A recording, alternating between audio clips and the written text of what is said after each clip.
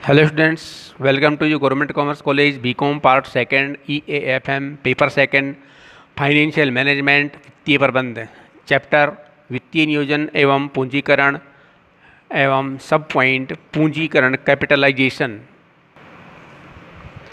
पूंजीकरण का तात्पर्य पूंजी की मात्रा से है, लेकिन वित्तीय क्षेत्र में पूंजीकरण का आशय पूंजी की उस मात्रा से है जिसका प्रतिनिधित्व अंशधारियों द्वारा धारित कुल अंशों तथा ऋणपत्रों या बंधों द्वारा होता है।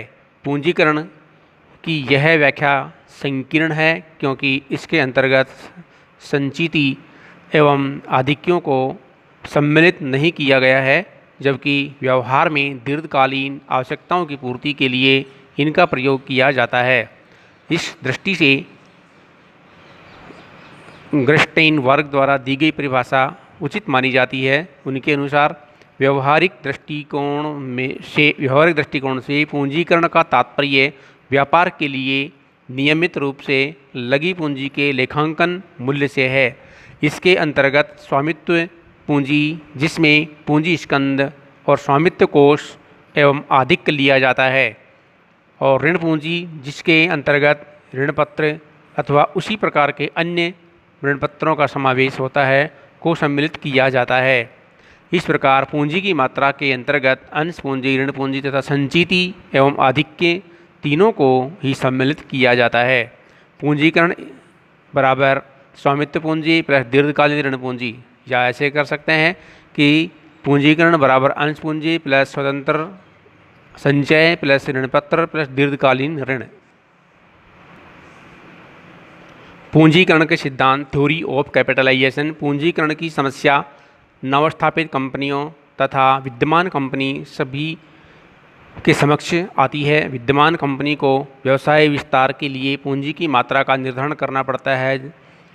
नवस्थापित उद्योग के लिए यह कार्य पूर्व स्थापित उद्योगों की अपेक्षा सरल होता है, क्योंकि इसमें सभी कार्य नए सिरे से करने पड़ते हैं।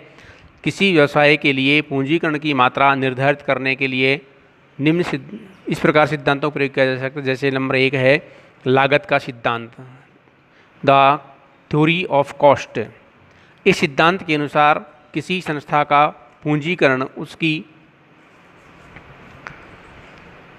विभिन्न संपत्तियों में लगने वाले लागत के आधार पर निश्चित किया जाता है। एक नई संस्था को स्थायी संपत्तियों में विनियोग, कार्यशील पूंजी की मात्रा, प्रवर्तन तथा स्थापन व्यय आदि के लिए धन की आवश्यकता होती है। अतः इन मदों पर लगने वाली लागत का योग करके पूंजीकरण की मात्रा निर्धारित की जा सकती है।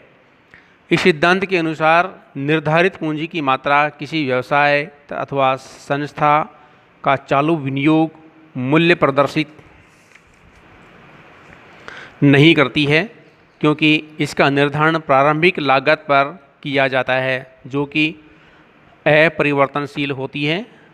भविष्य में किसी संपत्ति के पूर्णतः या अंशतः अप्रचलित हो जाने, अनुपयुक्त या नष्ट हो जाने अथवा उसका पूरा उपयोग नहीं होने से वह व्यर्थ पड़ी रहती है। इसका परिणाम यह होता है कि व्यवसाय का लागत मूल्य उसके तत्कालीन वास्तविक मूल्य से कम हो जाता है। ऐसी स्थिति में फर्म की अर्जन क्षमता घट जाती है और प्रबंध विनियोजित पूंजी पर उचित दर से प्रत्याय अर्जित नहीं कर पाता है।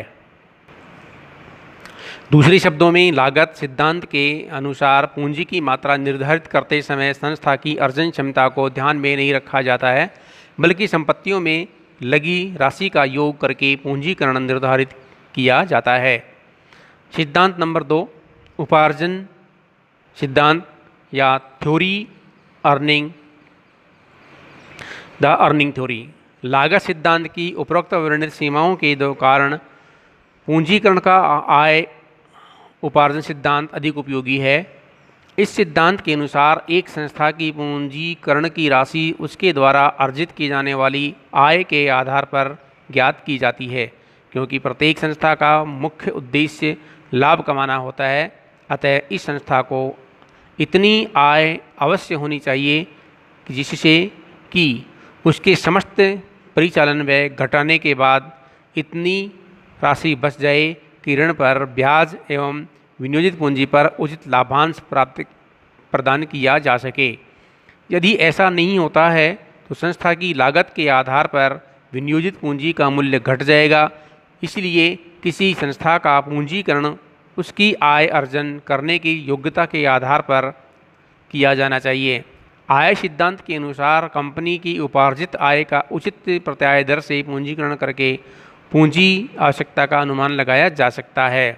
किसी संस्था के पूंजीकरण के निर्धारण के लिए आय उपार्जन सिद्धांत अधिक उपयोगी है, क्योंकि इसमें संस्था की अर्जन शक्ति को ध्यान में रखकर ही पूंजीकरण किया जाता है।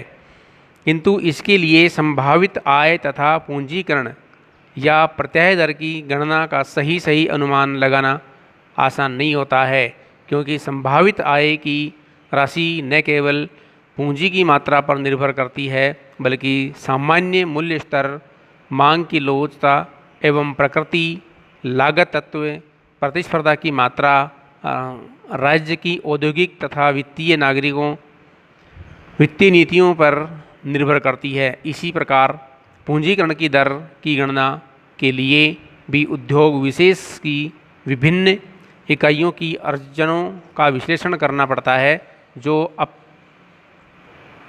जो अपने आप में एक बहुत कठिन कार्य होता है।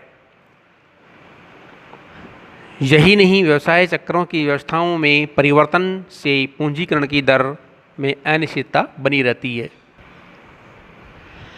अंत में निष्कर्ष के रूप में ये कहा जा सकता है कि पूंजीकरण के दोनों सिद्धांतों में अकेला एक सिद्धांत अपने आप में पूर्ण नहीं होता है, बल्कि दोनों एक दूसरे के पूरक होते हैं। अतः किसी संस्था की प्रकृति एवं उसकी आर्थिक गतिविधियों का विश्लेषण करके ही उसका पूंजीकरण करना चाहिए।